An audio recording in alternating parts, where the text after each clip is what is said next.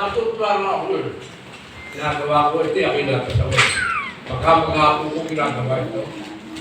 Maghapon. Wala naman ako kasama sa bahay. Kami, ang bahay ko, dalawa. Ito sa kasama ko, ito sa kabila. Alam mo, hindi naman marunong panawin. Ako pa, driver niya. Siya, manager. Ako, nululutan ng pagkain. Ako pa, katuno. Pero ako pa nagmamaneho. Sipin mo yan. Ay, naku. Hindi mo nang pwede kainin. Kaya mamatay naman yan. Hindi pwede yun. Kaya, okay lang sa akin mo yan. Pagmatakalang alitan. Kaya ho ito, wala ho katapusan. Ang alitan sa kitang silangan ay madalas na binibigyan kahulugan bilang isang pagpapalawig ng alitan sa pamilya sa pamagitan ng mga inapo ni Nehega at Sara. Isang pakikibaka para sa pagkakakilanlan, pagiging lehitimo at lupain ng papatuloy sa loob ng libu-libong taon. Tignan mo. Ang Bible po, ginawa ang Bible para pinag-aaralan natin. Sasabihin ko sa inyo. 2026 lang tayo ngayon. Ang Bible po, ginawa yan 4,004. Ginawa yan ang Bible. Pag-aralin mo mabuti, ha? Just imagine, just meditate in your mind. Tingnan niyo po, paano naisulat ni Moses ang 5 books of Moses? Genesis hanggang Deuteronomy. Paano naisulat? Eh wala pa namang nililikha noon. Bakit niyo? Isipin niyo yan. Yan. Pag-aralin niyo. Just think about this thing. Si Moses umakyat sa bundok. Mount of Sinai. Pagdating dyan, nakausap niya yung nagliligablak. Ako kasi meron akong tape eh. May sili ako ng 10 Commandments. Napakatagal na naman ako, sa akin pa. Pinatago ko yun eh. Pinanonood ko yun. Ilalagay ko sa sasakyan. Lalabas na ito, sili. Tignan nyo, paano na isulat ang Bible of Moses? Samantalang wala, hindi pa panahon para lumikha ang Diyos na langit at lupa. Ay yan po, divine intervention ng Espiritu. Naalala ko sa Lord, yung 10 Commandments, doon ako nag-usap si Moses ka ako, doon ako nag-usapan ko sa kanya. Nakaalala ko eh, meditate ako, ay nakikita, nalalaman ko. Number 4, theological ng perspektibo. Kahinaan ng tao versus pangako ng Diyos.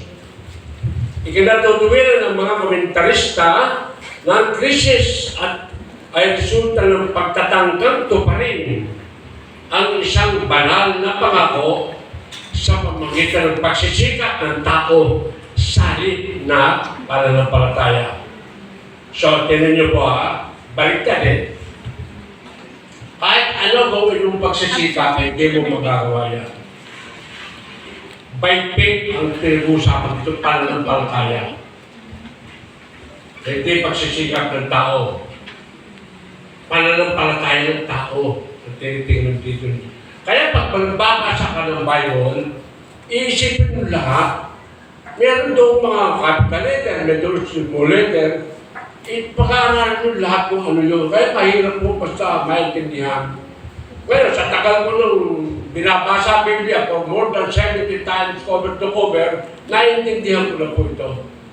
At lagi pa ako nagtatanong sa Diyos, Lord, kailan ba mangyayari ang matigil ang gulong ito?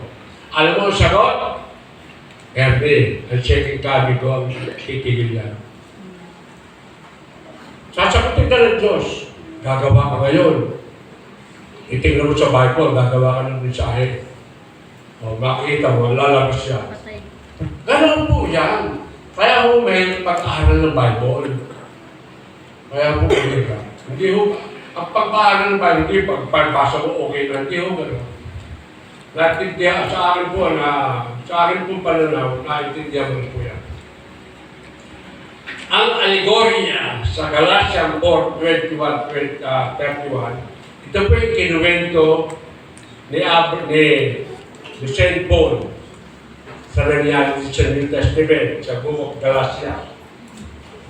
Ginamit ni Apostol Pablo ang kwento ito sa isang kumatawan sa dalawang tipan. At inyo po sasabihin ko sa inyo kung saan kayo papamin. Dalawang tipan. Isa pang pang-alipin, Hagar. At isang pangako, Sarah. Saan tayo pumunta? Ano ang gusto nyo? Anong tipan ang gusto nyo?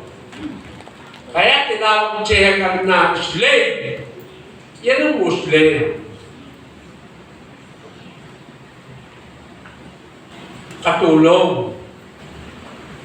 Hindi, ibig sabihin, hindi tinutugan ng Diyos sa kanilang panalangin. Nakikita ko po sa YouTube, napakarami pong mga tao ngayon sa mundo, kahit sa Saudi, kahit sa Iran, itinideklara, Jesus for Iran.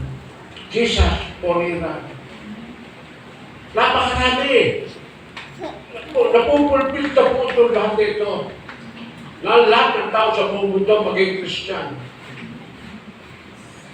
Isipin nyo, saan kang nakakita ng mundo na hinirang ng Diyos ang Israel lamang kanyang tunay na hinirang? Yan ang kanyang bansa. Yan ang kanyang bayan. Jesus Christ, yung home ng Jesus Christ. Saan nakakita nun? Babalik yun. John 15:18 ata yun. Yan ang kanyang bansa. Hindi patatawi yan. Kaya nagkakaganyan. Kaya laging nagkakagiyero ka dyan. Kasi itong Israel, malimit din tumemblang. Malimit magkasala. Malimit sumuwa sa salita ng Diyos. Bagamat malimit magkasala at pinarurusahan sila ng ganyan, nagbabalik loob din. Nagbabalik. Tayo parang tao yan. Tayong tao. Nagkakakamali ka. Ako napakarami kong kasalanan. Tambak na kasalanan ko. Nagdano na ako. Nag-repent na ako. Ayaw ko na, Panginoon. Surrender na ako. Ayaw ko na. Isipin mo, nakita ko lahat sa Bible kung paano ka mag-repent. Nakita ko rin sa Bible na lahat. Ang isang tao nagre-repent pag tumatanda na talaga. Oo, pagka alam mo malakas ko pa, ayaw mo mag-repent. Pero pag tumanda ka na, naiintindihan mo na. Wala ka nang gagawin. Wala ka nang pupuntahan eh. Ang pupuntahan mo talaga sa langit. Either langit o impyerno, dahil wala na pupuntahan. Ha? Ang sabi dito, ganito. Ginamit ni Apostol Pablo ang kwento ito isang upang kumatawan sa dalawang tipan. Isang pang aalipin, si Hagar, at isa sa pangako, si Sarah, na lalong nagpapatindig sa theological na pagkakaiba sa pagitan ng dalawang lahi. Bagamat ipinapangako ng Biblia na pinoprotektahan ng Diyos si Hagar at Ismael, pinagpapala sila. Itinatatag ng salaysay na ang tensyong nagmumula sa desisyong ito ay isang naglilimita at mabulong puwersa sa kasaysayan ng rehiyon sa mundo. No! Taglagay po ako ng ganito.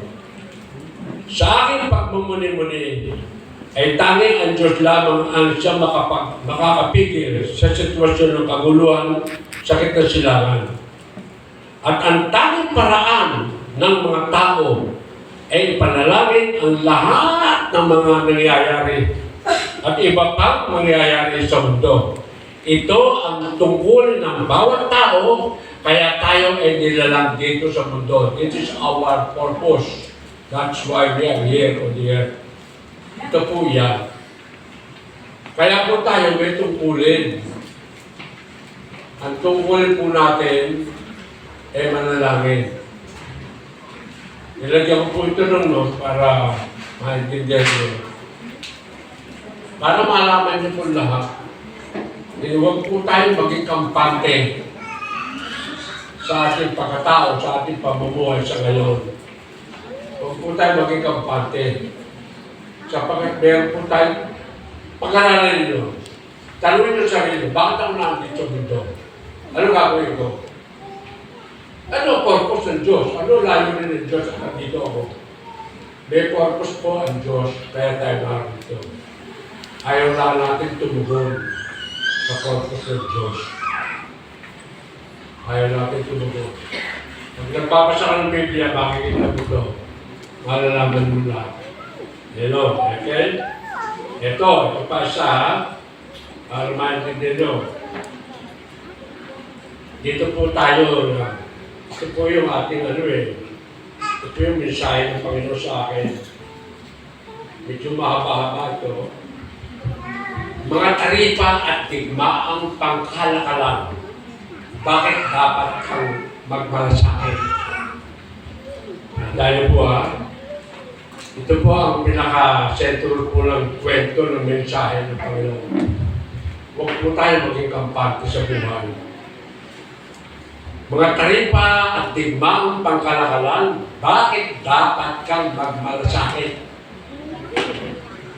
Ang patuloy na kaguluhan sa gitna silangan ay kumikilos bilang isang talunay tagagambala sa pandaigdigang kalakalan sa halip na isang gumaganang paraan ito.